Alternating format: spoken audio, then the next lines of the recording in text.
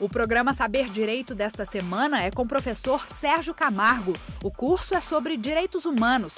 Tem dúvidas sobre o assunto? Mande um e-mail para nós, saberdireito@stf.jus.br. E você também pode estudar pela internet. Basta acessar o www.tvjustiça.jus.br. Olá, eu sou o professor Sérgio Camargo e esta semana teremos a oportunidade de tratar sobre políticas públicas para a diversidade no saber direito. É um tema bastante polêmico, em que ainda há vários desafios, não só para a comunidade jurídica, mas para com todos os cidadãos brasileiros, né? Eu vou começar, então, essa primeira aula de hoje, trazendo o pensamento de um grande escritor brasileiro, que é o professor Boaventura de Souza Santos, é que ele fala que as pessoas e os grupos sociais, eles têm o direito de ser iguais quando a diferença as interioriza e o direito a ser diferentes quando a igualdade as caracteriza. E em uma oportunidade, no ano passado, eu estive numa viagem na Grécia, em Mykonos, e fiquei bastante espantado quando em alguns locais da cidade de Mykonos eu observei que em residências havia uma bandeira do Estado grego junto com a bandeira do arco-íris da diversidade sexual. E aí fiquei bastante impressionado com aquela política pública de informação à coletividade sobre a estatização da diversidade sexual, em que, de alguma maneira, o povo grego parece tratar de uma forma muito tranquila com a situação da diferença, com a situação da diversidade sexual. Na verdade, toda a questão que envolve as diferenças, as minorias, ela parte de uma noção que vamos estar abordando ao longo dos encontros, ao longo dessas aulas, dos aspectos da igualdade. Nós sabemos que a igualdade ela pode ser vista sob um viés formal e a igualdade também pode ser vista sob um aspecto material. As políticas públicas, elas vão traduzir, de certa maneira, intenções materializadas de atividades de governo, atividades de legislativo, para traduzirem a inserção de uma igualdade a partir da isonomia, que é o reequilíbrio da igualdade, e incentivando as minorias, não só a sua cultura, não só a sua intenção da diferença, mas como também a possibilidade de propiciar, a partir de atos materiais de governo, todas as atividades que aquela minoria tem por interesse a nível cultural, a nível social estabelecer, né? A diversidade, ela trata da interseção, da diferença, do que é a expressão da sexualidade humana. Se nós formos observar, por exemplo, o preâmbulo da Constituição Federal, já como temático agora de nossa primeira aula, que vai tratar das políticas públicas no Brasil, nós vamos ler rapidamente o preâmbulo da Constituição Brasileira de 1988, em que lá se estabeleceu que nós, representantes do povo brasileiro, reunidos em Assembleia Nacional Constituinte, para instituir um Estado democrático, destinado a assegurar o exercício dos direitos sociais, individuais, a liberdade, a segurança, o bem-estar, o desenvolvimento, a igualdade, a justiça como valores supremos de uma sociedade fraterna, pluralista e sem preconceitos, fundada na harmonia social e comprometida na ordem interna e internacional, com a solução pacífica das controvérsias, promulgamos sobre a proteção de Deus a seguinte Constituição da República Federativa do Brasil. Alguns aspectos no preâmbulo que antecede aí os artigos da Constituição Federal, acho interessante nós abordarmos. Primeiro, diz a Constituição, no seu preâmbulo, que somos uma sociedade fraterna e pluralista. O que será, pergunto aos ouvintes, aos alunos, aos acadêmicos, a todos que me ouvem, o que será que é ser pluralista? O pluralismo, ele tem por base, se você jogar a palavra no Google e for parar na Wikipedia, que é um sítio da internet que vai trazer a tradução literária do vernáculo da língua portuguesa, vai informar que a pluralidade é aquela que garante exatamente a diversidade. Tema de nossos encontros ao longo dessa semana. Agora, será que somos, de fato, um país pluralista? Será que nós, da República Brasileira, já conseguimos tratar e lidar bem com a diversidade? Será que a diferença é algo plenamente aceitável pela cultura brasileira? Vamos ver ao longo das próximas aulas. E na Constituição, no preâmbulo ainda, tem uma parte que me chama bastante atenção, que fala sermos um país, a intenção de sermos um país sem preconceito. Será que somos um país sem preconceito? Eu creio que não. Nós fomos preconceituosos face à raça negra, fomos preconceituosos face às mulheres, fomos preconceituosos e somos preconceituosos até hoje face a certas localidades do país e somos extremamente preconceituosos e discriminatórios face à comunidade LGBT. Tradução de lei lésbicas, gays, bissexuais, transexuais e transgêneros, mais comumente conhecidos como a sociedade homoafetiva. Então, infelizmente, por mais que 1988 o Constituinte originário tenha tido a intenção de formar, a partir da Carta Constitucional, um país pluralista, em que incentiva, garante a diversidade e se tornaria, de fato, uma comunidade, uma sociedade solidária sem preconceitos, nós nos mantivemos extremamente preconceituosos, né? Agora, a razão de ser, de por que minorias, como já foi o caso da raça negra, é superada, suplantada e subjugada pela raça branca, de etnia ariana, por que as mulheres e agora os homossexuais são tão ainda oprimidos diante da sociedade? A grande questão, ela também vai se resolver a partir da ausência de políticas públicas dirigidas a essas minorias. Hoje, no nosso país, nós temos aí o poder legislativo, o legislador nacional, o legislador estadual, que vão formular as políticas públicas. Quais serão as intenções programáticas, as intenções de realização de governos a partir dos poderes executivos para o desenvolvimento equilibrado e sustentável da sociedade brasileira? E temos no poder executivo o grande materializador das políticas públicas, porque é o executivo, me perdoe o pleonasmo, que executa de fato as políticas públicas, que leva a sociedade como destinatário àquela atividade de reequilíbrio, de desenvolvimento socioeconômico, cultural e individual daquele grupamento que se pretende. E o poder judiciário, ele ficou com uma parcela importante também na aplicação das políticas públicas, porque o judiciário ele vai interpretar de forma sistêmica a situação social que enseja as políticas públicas essenciais. Quais são as políticas públicas que são realmente importantes, não a partir da vontade da gestão política momentânea do poder, mas a partir do desejo do programa estabelecido pela Carta da República?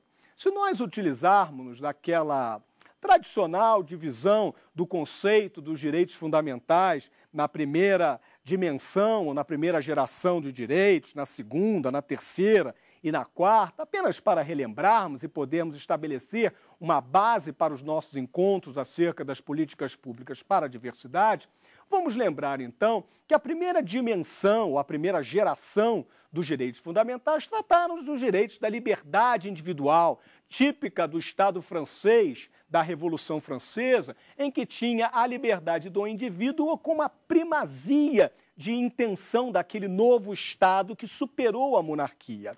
Num avanço à segunda dimensão de direitos, nós temos a titularidade mais coletiva. Então, agora nós não é que tivéssemos abandonado a primeira geração, a primeira dimensão de direitos, das liberdades individuais, mas prosseguimos para um segundo momento, uma nova dimensão dos direitos fundamentais, que seriam num viés mais coletivo, de um caráter mais positivo, não de abstenção, como da primeira geração de direitos, mas mais de realizador de atividades. E aí se inserem as políticas públicas de uma forma bastante mais clara, porque a partir da segunda dimensão de direitos, os chamados direitos sociais, o poder público deve materializar a atividade de desenvolvimento equilibrado e sustentável de toda a sua população. A terceira dimensão de direitos, ela traduz um princípio fundamental da República Federativa do Brasil, que temos no artigo 3º, inciso 1º da Carta da República, que trata do princípio da solidariedade. É uma atividade de direito humano, é uma consecução de solidariedade humana, a ajuda ao próximo, a tolerância às diferenças e a aceitação da diversidade, né?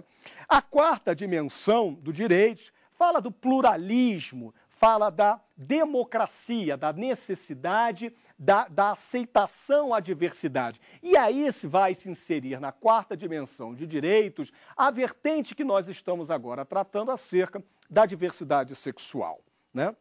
Bom, é um conceito de políticas públicas, mas nós estabelecemos aqui, até ajudando os acadêmicos, o que é uma política pública. Se nós observarmos o conceito do professor Schmitter, ele diz que é o conjunto de decisões e ações relativas à alocação de recursos, né? De uma maneira um pouco mais aprofundada, o professor Dall'Ari Busso, ele diz que as políticas públicas seriam programas de ação governamental conjugando elementos técnicos de administração de recursos e escolhas políticas de prioridades como metas coletivas conscientes, né? Bom, a questão que cabe a nós aqui entender é a alocação de recursos para implementação às políticas públicas, né? Nós temos que compreender que os direitos humanos nasceram a partir de momentos em que estados internacionais se reuniram para tratar do que seria digno à humanidade e imposto ao Estado observar. E aí, num primeiro momento, a primeira dimensão de direitos, os direitos da liberdade individuais, impuseram aos Estados modernos atividades negativas. Então, permitir a liberdade de expressão, em outras palavras, não oprimir a liberdade da expressão também sexual do indivíduo, a possibilidade de reunião pública, a igualdade entre homens e mulheres. Então, são todos exemplos de atividades negativas em que o Estado deve permitir que os indivíduos alcancem aquele resultado. O que hoje em dia, de certa forma, causa uma certa confusão é a diferença que se daria a políticas públicas para opções políticas, né? Os direitos fundamentais, eles surgem dos princípios da dignidade da pessoa humana, em que a partir de momentos históricos, como aconteceu em 1789, com a Declaração dos Direitos do Homem e do Cidadão, e depois, no dia 10 de outubro de 1948, com a Declaração Universal dos Direitos do Homem, os países modernos, reunidos então naquelas convenções internacionais, comprometeram-se a retornar aos seus países de origem e, a partir de constituições positivas, como é o caso da Constituição brasileira, encontrar naquele documento constitucional um local para inserir os princípios da dignidade humana.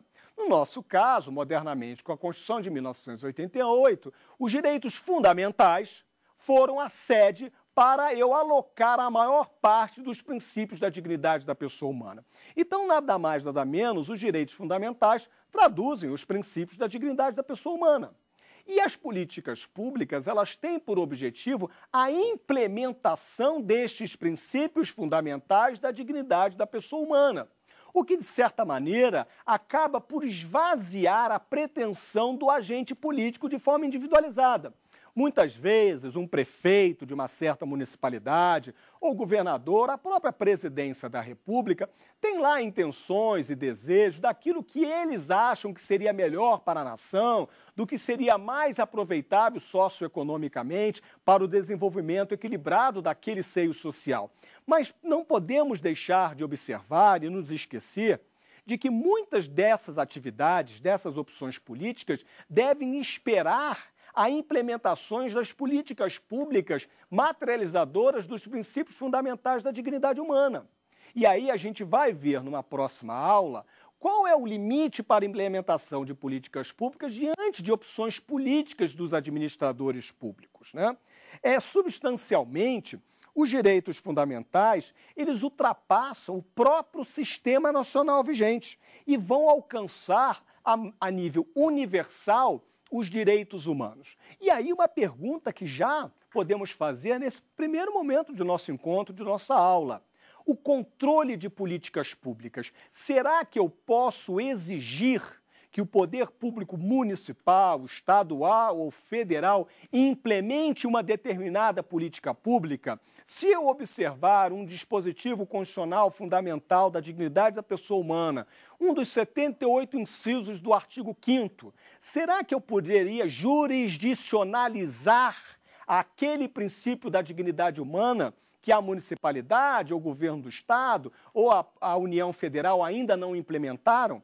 Qual é, então, o limite para eu exigir a aplicação de políticas públicas? Se eu entendo, então, substancialmente os direitos fundamentais como direitos humanos que transcendem aquele país e passam a alcançar a humanidade como um todo, né? Então esse vai ser o nosso desafio desses encontros, conseguir compreender qual é o limite da liberdade, da discricionariedade, do que é entendido por mérito administrativo, né? Só para, de forma bastante didática, nós conseguimos relembrar os colegas que o mérito administrativo é aquele juízo de valor sobre a conveniência e a oportunidade na emissão de um ato administrativo, na emissão de um ato material de gestão pública, na emissão de uma política pública, porque a política pública ela deveria, primeiro de tudo, observar os princípios fundamentais idealizados a partir dos direitos da dignidade da pessoa humana. E só após de tê-los todos implementados, partirem para opções políticas, como vamos ver nos encontros que trataremos durante essa semana, né? Conteúdo essencial dos direitos fundamentais, né? Os direitos fundamentais, quando assim analisados, eles apresentam dois mecanismos para a sua interpretação. Nós temos a teoria absoluta dos direitos fundamentais e nós temos a teoria relativa dos direitos fundamentais.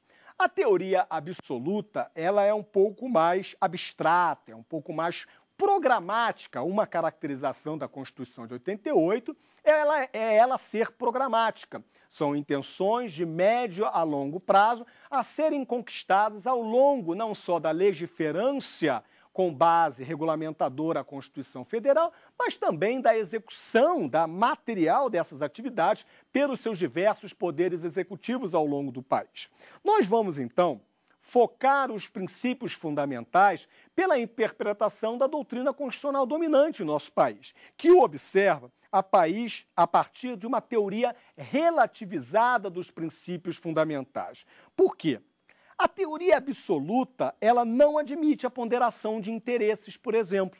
Ela tem uma delimitação muito abstrata. Então, cada um dos princípios fundamentais da dignidade da pessoa humana vai trazer por si só um núcleo fundamental a ser observado. Então, ele não permite que, numa dada situação, um princípio fundamental possa superar o outro princípio fundamental.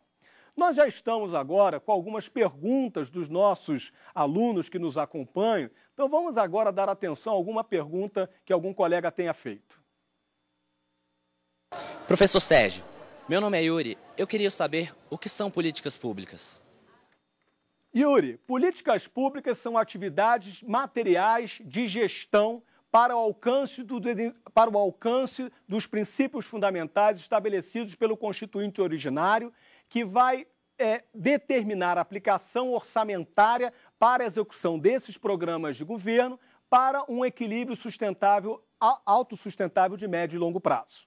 Então, a finalidade principal da política pública é a alocação do recurso para um princípio da dignidade humana estabelecido como preceito fundamental, que no médio e longo prazo vai reequilibrar e vai desenvolver aquela parcela da população e, a partir de um dado momento, não é mais necessário que implementemos, então, um recurso orçamentário para aquela mesma atividade. Podemos dar um exemplo, Yuri, para você conseguir compreender. O Fome Zero é uma política pública da Presidência da República, não desta, mas da antecessora, e que vem funcionando muito bem. Por quê?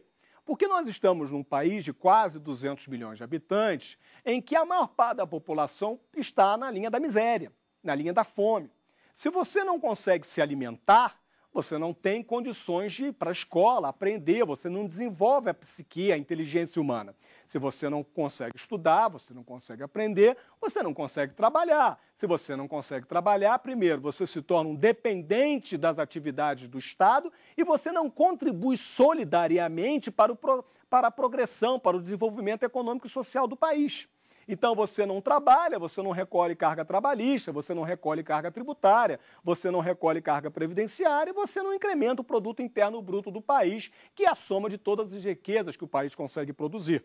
Então, é a partir do Fome Zero, você alimenta aquela pessoa que está ali na linha da miséria, da pobreza, não consegue se alimentar. A pessoa consegue se alimentar. A partir da nutrição, ela se autodesenvolve, o seu corpo físico, a sua psique humana. A partir do desenvolvimento humano, pode ir para a escola. E a partir do aprendizado, ela é ensinada um labor. E a partir do ensinamento do labor, ela começa a trabalhar. E ali, a partir do momento que aquela pessoa que estava na linha da miséria e que agora consegue trabalhar, eu não mais preciso dirigir a política pública do Fome Zero para aquela pessoa. Por quê? Porque ela já trabalha. E agora ela trabalha, ela pode alcançar o seu próprio sustento a partir da sua própria produção financeira e ainda contribui solidariamente com o recolhimento de carga trabalhista, tributária e previdenciária e auxilia, como uma formiguinha, né, auxilia no incremento do produto interno bruto do nosso país. Bom, então retomando, a grande crítica que a teoria absoluta do conteúdo essencial dos direitos fundamentais apresenta é simplesmente ter cada um dos princípios fundamentais de uma maneira estanque, em que não tenha como um superar o outro. Então, todos são fundamentais, são absolutos, e eu não posso afastar um em detrimento do outro em determinada possibilidade daquele caso concreto. A teoria relativa do conteúdo essencial dos direitos fundamentais, como ensina o professor Robert Alexy, ela retoma a teoria do princípio da proporcionalidade, em que é plausível não só ao gestor, mas ao magistrado que julga, à sociedade como todos, observar a ponderação de interesses. Então, numa determinada situação, você tem um princípio fundamental da dignidade da pessoa humana e um outro princípio fundamental da dignidade da pessoa humana, que naquele caso concreto, o gestor público, o magistrado, entendeu que o princípio A deve superar o B diante daquela situação concreta ali. Mas se observarmos os mesmos princípios diante de uma outra situação, pode ser que nesta ponderação proporcional de interesses, o princípio B agora ceda perante o princípio A. Então, a teoria que relativa ao conteúdo essencial dos princípios fundamentais, ela, na prática, permite a adequação dos princípios, dos interesses universais da dignidade humana nos casos concretos de cada país. Porque não adianta, pessoal, nós observarmos políticas públicas a partir da importação da ideia. Há uma política pública que funcionou muito bem na Nova Zelândia, por exemplo. A política pública pode ter funcionado na Nova Zelândia a partir de critérios sociais, culturais, econômicos, de colonização daquele país, que são extremamente distintos da sociedade brasileira. Então, a política pública ela tem que nascer do seio social, ainda que haja um núcleo de direitos humanos, que, como a gente já abordou aqui, ele ultrapasse a esfera específica daquele país e alcance a humanidade como todo. Vamos falar disso nas aulas que virão, o mínimo existencial, o núcleo essencial dos direitos fundamentais. Mas a teoria relativa, ela nos permite exatamente a possibilidade de ponderação de interesses para ver se eu vou poder exigir uma determinada conduta, um determinado comportamento naquela situação. Um exemplo que tem se tornado muito claro no nosso país é a jurisdicionalização da saúde. Pessoas que vão aos hospitais públicos, municipais, estaduais e federais e precisam de determinado tratamento ambulatorial, que por alguma razão aquela localidade não tem a partir do poder público, e pessoas, então, cientes de que a saúde é um dos primados dos direitos fundamentais humanos, jurisdicionaliza aquela situação, ingressa no Poder Judiciário e faz por obrigação de fazer aquela municipalidade, o governo federal, estadual, o Sistema Único de Saúde, garantir a saúde ao indivíduo, ainda que seja no setor privado. Então, o magistrado determine que o particular faça o tratamento num hospital privado, mas a custas do poder público, porque, por alguma razão, o poder público não consegue propiciar aquele serviço de saúde naquela localidade. Então, você observa que nós já estamos diante da jurisdicionalização dos direitos fundamentais a partir da implementação materializada de políticas públicas, que deve alcançar a maior parte da população. Bom, se nós agora fizermos um paralelo a partir de 4 conceitos, né? Políticas públicas, decisões políticas, a reserva do possível e os chamados standards, que é uma palavra do vernáculo inglês que quer dizer parâmetros, padrões, né? Da doutrina do professor Ronald Dworkin, que vai estabelecer o que nós identificamos pelo mínimo existencial, né? Nós já falamos que as políticas públicas, elas são personalíssimas de um determinado país. Então, a importação de uma material atividade de governo, ela normalmente peca se atribuída a um país, a uma sociedade, mas a partir de conceitos extraídos de outro Estado, por cultura, por questões sociais distintas daquela do seu próprio país, né? E o implemento dos direitos fundamentais da dignidade humana acabam por ocorrer a partir exatamente dessas políticas públicas. Agora, se eu contraponho as políticas públicas às decisões políticas, nós vamos conseguir perceber que as opções políticas, as decisões políticas, elas são muito mais opções partidárias, de grupos de seres humanos que são dedicados à política de um país a partir da conformação do partido A ou do partido B. Então, muitas dessas atividades não são, na prática, a política pública, porque a política pública ela tem que ter por sede a vontade primária do legislador constituinte, no nosso caso, do legislador constituinte originário, aquelas estabelecidas nos direitos fundamentais do artigo 5º, nos direitos sociais do artigo 6º. Então, muitas vezes, a gente vê certas atividades de executivos locais, de atividades do Executivo Federal, que podem parecer a implementação de políticas públicas, mas que nada mais, nada menos são do que opções políticas partidárias, em que é aquele gestor, aquele prefeito, aquele governador, que ele acha que deve fazer algo, realizar alguma atividade daquela maneira.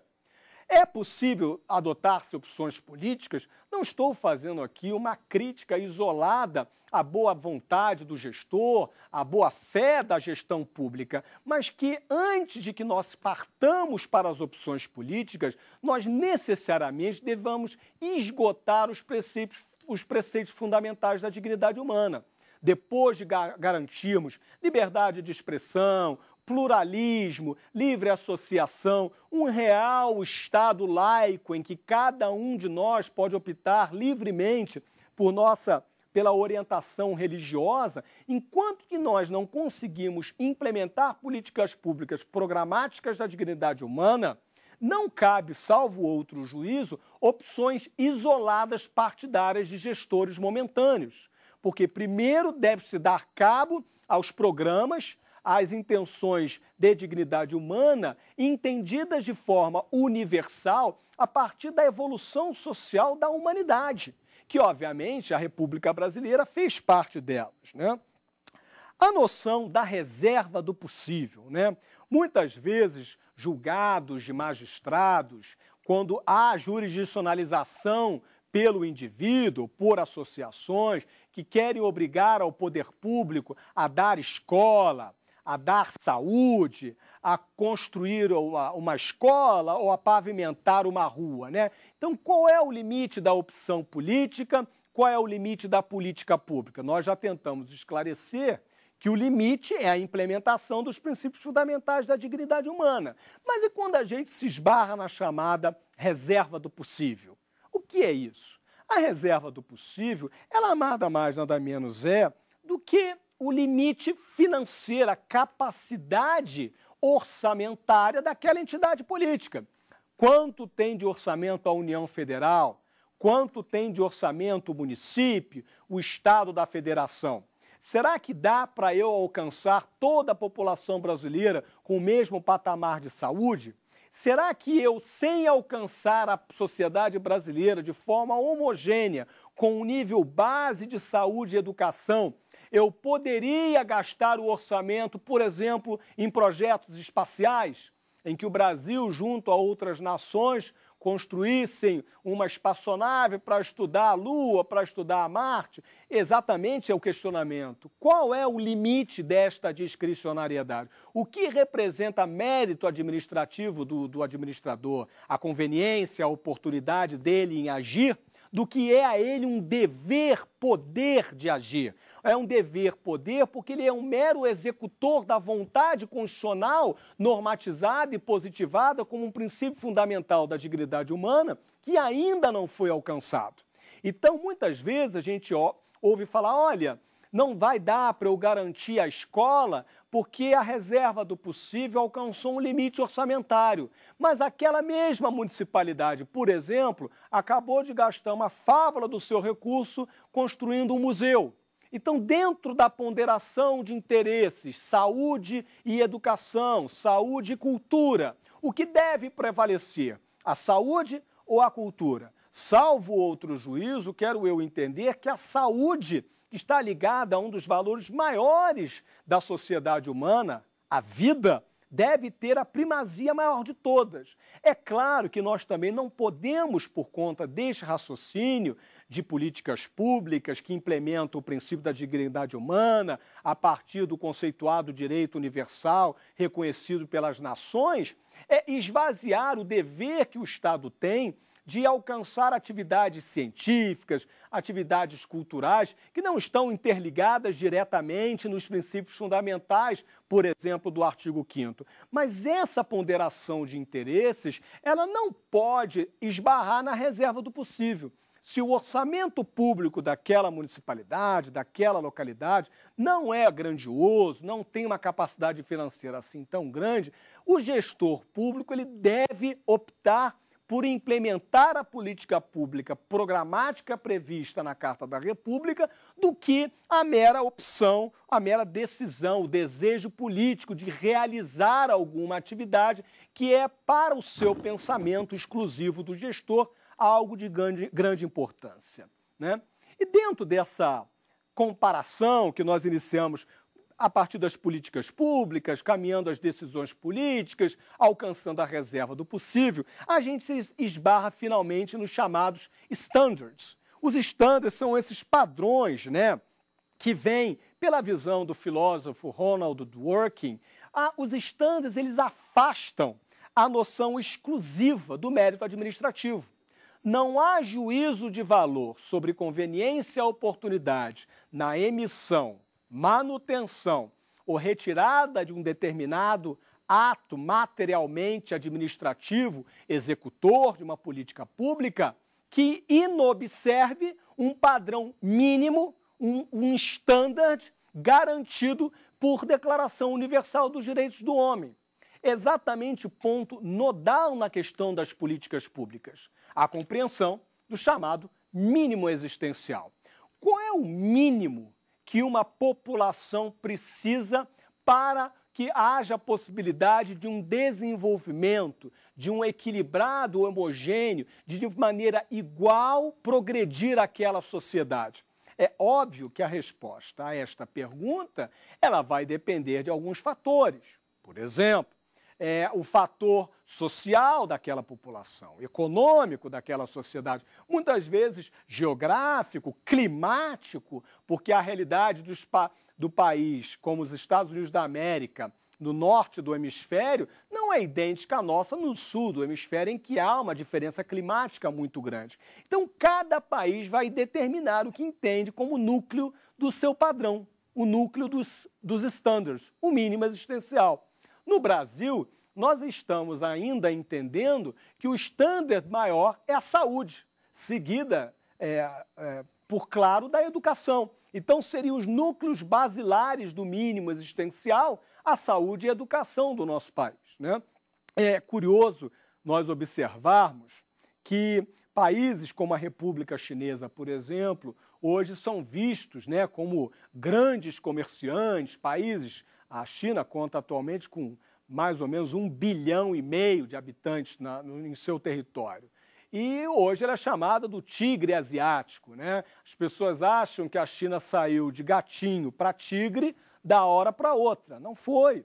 Houve lá por mais de 3 décadas, uma grande alocação de recurso financeiro da República Chinesa em políticas públicas educacionais, em políticas públicas culturais, em que praticamente baniram o analfabetismo daquele país. De uma forma igual e homogênea, o país teve a base delimitada a partir da eleição de um standard, a partir da eleição de um mínimo para a existência, a sobrevida de forma homogênea daquele país. Só que essa é a eleição daquele país. O Brasil precisa estabelecer quais são os seus estándares, quais são os seus parâmetros mínimos para garantir à sua população um equilíbrio de desenvolvimento. Então vamos compreender que os estándares eles vão inibir outras opções políticas, outras decisões políticas. Vamos agora atender a pergunta de um dos colegas. Olá, professor, meu nome é Camila. Como se opera seu controle no sistema jurídico brasileiro? Camila, nós temos hoje uma grande dificuldade, né? Não temos, de fato, um órgão que tenha por atribuição, por competência constitucional ou legal, o poder-dever de controlar políticas públicas no nosso país. Até porque, nesses primeiros momentos desta primeira aula, nós já percebemos que há uma grande confusão entre o que são políticas públicas e meras decisões políticas, né? E repito, as políticas públicas devem ser garantidas a partir dos seus estándares, a partir de seus mínimos existenciais, a partir de uma base que deve ser alcançada. E elas são a razão de inibir outras decisões políticas. O Poder Judiciário vem sendo cada vez mais provocado para controlar, de certa forma, as políticas públicas, porque observa-se pela sociedade brasileira que esses padrões mínimos, esses standards, não estão sendo alcançados pelos administradores públicos. E não estamos falando de uma Constituição que foi promulgada há cerca de 4, 5 ou 10 anos. Estamos falando de uma Constituição Federal que vai fazer este ano o seu 25º aniversário. Tradução de que já tivemos tempo de, pelo menos, dar mostra de que as políticas públicas se dirigem aos estándares para realmente alcançar aquilo que se lá atrás estabeleceu na Carta Constitucional como um parâmetro mínimo desejável para que a população brasileira possa prosseguir. Então, atualmente, o Poder Judiciário ele é o único com o aparato necessário para fazer o controle das políticas públicas, na medida em que o legislador é o que cria e o executivo executa. Então, resta ao Poder Judiciário ele controlar as políticas públicas, não a partir da substituição da vontade do magistrado pela vontade do administrador. O juiz não está substituindo a vontade dele, a vontade do prefeito pela vontade dele. O juiz está garantindo um standard, um padrão, o mínimo existencial, estabelecido na Carta Constitucional, sob pena de nos tornarmos um barco sem direção num mar revoltoso. Se nós não conseguimos traçar uma direção e nos prendermos a ela, é claro que não é uma teoria absoluta da interpretação essencial dos princípios fundamentais. Ela permite uma ponderação de interesses, ela não é estanque, ela pode ser manobrada, mas o delineamento deve ser gerido pelo Executivo a partir da vontade do Legislativo. E cabe ao Judiciário a garantia de que esses padrões mínimos estão sendo alcançados, né? Bom, uma meta central para constituições modernas, né? A promoção do bem-estar do homem, assegurando condições de sua própria dignidade, proteção aos direitos individuais e condições materiais mínimas de existência, né? Essa é uma frase do professor Luiz Roberto Barroso, em que nós podemos perceber aí o enquadramento da primeira, da segunda, da terceira e da quarta dimensão de direitos.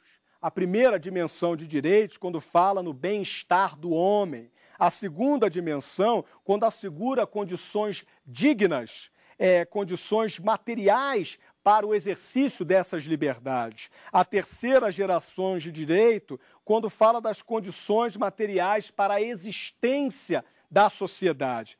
E a quarta, a partir da informação, a partir do pluralismo, e vai alcançar, a partir desse pluralismo, a diversidade sexual, né?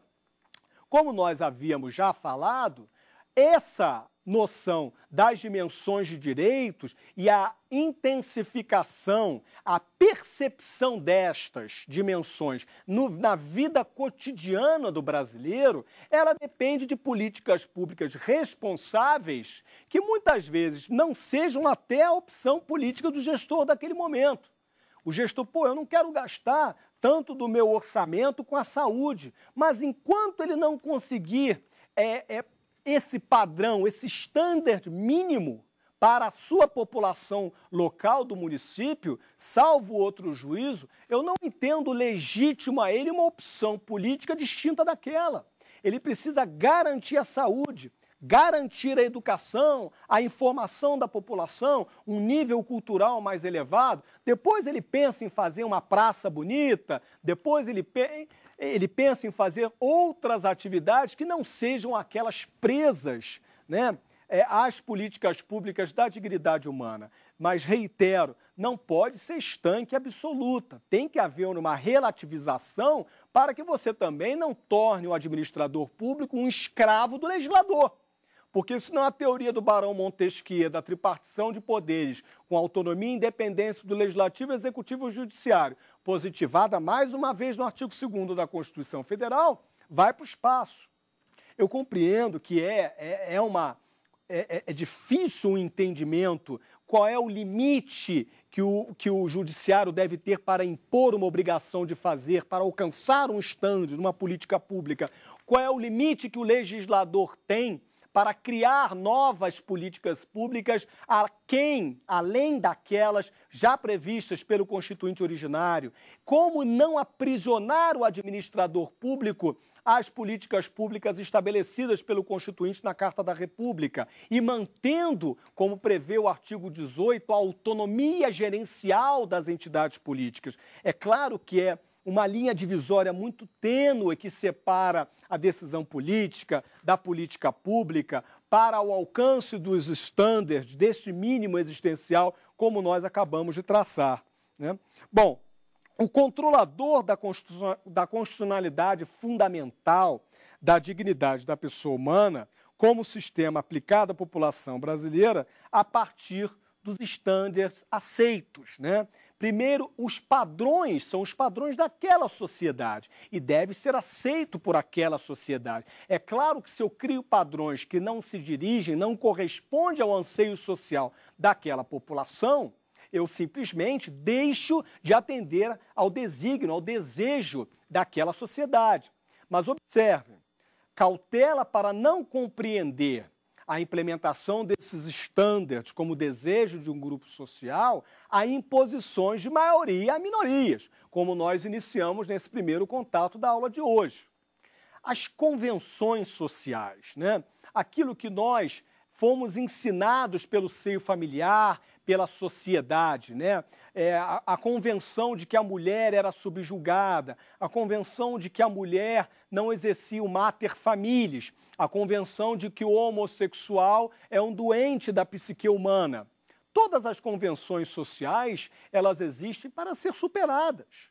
Elas precisam ser ultrapassadas para a progressão não só daquele indivíduo, como de toda a sociedade. Então, hoje, no ano de 2013, nós já temos um Supremo Tribunal Federal com 2, 3 mulheres no seu quadro. Hoje nós temos a segunda chefe de Estado da República Brasileira. Tivemos há anos atrás a Princesa Isabel, agora a atual presidente da República. Quer dizer, nós conseguimos implementar de uma forma mais eficiente o primeiro princípio fundamental da dignidade humana. Homens e mulheres são iguais em direitos e obrigações. Mas não posso me esquecer de que essa implementação dos direitos fundamentais, as políticas públicas, elas dependem dos estándares estabelecidos, desses padrões conceituais que são o desejo de uma sociedade. Mas esse parâmetro não pode traduzir na imposição da maioria perante a minoria, sob pena de você não estar mais num Estado democrático de direito, e sim você estar num sistema autoritário. Porque aquele país que não respeita a minoria, aquele país que não dá voz à sua minoria, não é um país democrático. Não há democracia que resiste à falta de diálogo, à falta da dialética. Um país dialético, um país democrático, é um país diverso, em que as pessoas podem ter uma orientação religiosa A, outras pessoas orientação religiosa B, que não é imposto a ninguém uma forma de liberdade da expressão sexual, a heteroafetividade. Então a pessoa pode exercer a sua liberdade de expressão sexual a partir de uma orientação homossexual que é aceita e condizente com a normalidade, a naturalidade daquele seio social. Então é por isso que eu vou reforçar a ideia de que a quarta geração, a quarta dimensão dos direitos fundamentais pretende a democracia, a informação e mais, além de tudo, o pluralismo da sociedade. Porque, pessoal, o que acontece hoje em dia é a falta de esclarecimento, a falta da percepção dos poderes públicos que a informação é o que há de mais importante numa sociedade. Uma sociedade sem políticas públicas de informação, de cultura, sem políticas públicas que realmente façam a sociedade raciocinar, é uma sociedade atrasada. Hoje nós estamos aí vivendo as alegrias e as tristezas de um avanço tecnológico. Estamos em 2013, pouco mais de 100 anos atrás, a mulher não votava. Há pouco mais de 100 anos atrás, a mulher não exercia o mater familias. Ela já foi um núcleo de preconceito, a mulher já foi um núcleo de discriminação. E hoje em dia, a mulher vota, a mulher participa da atividade política. Não é que não haja ainda preconceito face às mulheres, é claro que ainda há. Mas felizmente, a tecnologia ela avançou no sentido de poder permitir à população alcançar a informação e ter um pouco mais compreensão de si própria, daquilo que ela pretende, de como ela surgiu e para onde ela está se dirigindo. O que não podemos mais tolerar são executivos e legislativos que parecem estar ali para gerir e para normatizar interesses de certas camadas da população que não são minorias ou que não traduzem a vontade da maioria em forma alguma. Não deixando de levar em consideração que eu não quero a imposição, eu não estou buscando a imposição da vontade da maioria à minoria, sob pena de falência do Estado democrático de direito, né? O que é um Estado democrático? O Estado democrático é aquele que prevê mecanismos efetivos de participação popular nas tomadas de decisões políticas. Ele se traduz a partir do voto universal, a partir do plebiscito, a partir do referendo, a lei de iniciativa popular. O Estado democrático se traduz até a partir da propositura de uma ação popular que vai questionar a moralidade administrativa em determinada atividade. Então, o Estado democrático ele quer exatamente o pluralismo. Ele quer a sociedade participando, audiências públicas para questionar a localidade acerca de determinada condução da gestão pública, aplicação de uma política pública ou a normatização de uma nova ideia que passa a surgir. Então, esse é um momento em que a população brasileira ela deve estar antenada e utilizando-se todos esses mecanismos da tecnologia para provocarem os poderes públicos, olha, vamos implementar os estándares, os padrões estabelecidos pelo Constituinte originário. Enquanto não conseguimos acabar com a falta de educação, enquanto não conseguimos uma saúde de qualidade para a população, incentivos culturais, incentivos tecnológicos, espaciais, devem esperar para que possamos, como uma sociedade mais homogênea, prosseguir. Porque senão, daqui a algumas décadas, o distanciamento de certos setores da sociedade para outra vai se tornar abissal, em que não há orçamento, não há reserva do possível, não há política pública que consiga restabelecer essa igualdade. Então, para nós iniciarmos a conclusão e o encerramento da aula de hoje, que pretendia traduzir a noção das políticas públicas na República Brasileira, nós podemos então concluir a partir de um conceito que eu fiz de políticas públicas como política pública prestando-se à efetividade dos direitos fundamentais a partir de padrões mínimos estabelecidos na Carta Constitucional, não sendo limitados por decisões políticas, mas por reservas do possível orçamentárias controláveis pelo Poder Judiciário. Então, dessa maneira, nós conseguimos organizar a ideia e, de certa forma, integrar a noção de políticas públicas, decisões políticas, os standards e a reserva do possível, para que compreendamos que muitas omissões de executivos e legislativo, elas se traduzem por opções partidárias. Não são a implementação de políticas públicas. E é isso que devemos evitar. Nós devemos ser um país mais digno a partir da implementação do maior valor que o Estado tem. O Estado foi montado, uma teoria fictícia por Maquiavel, quando na obra O Príncipe ele identificou o Estado a partir de 3 elementos. Povo que se reúne num território e exerce soberania. Qual desses 3 elementos é o maior e mais importante elemento de formação do Estado? Não há dúvida. O povo é o principal elemento de formação do Estado e é a ele que nós devemos dirigir as políticas públicas para um desenvolvimento equilibrado e sustentável. Foi um prazer estar com vocês hoje nesse primeiro contato. Estaremos então prosseguindo na aula seguinte. Até lá! Tem dúvidas sobre o assunto? Mande um e-mail para nós, saberdireito@stf.jus.br. E você também pode estudar pela internet. Basta acessar o www.tvjustiça.jus.br.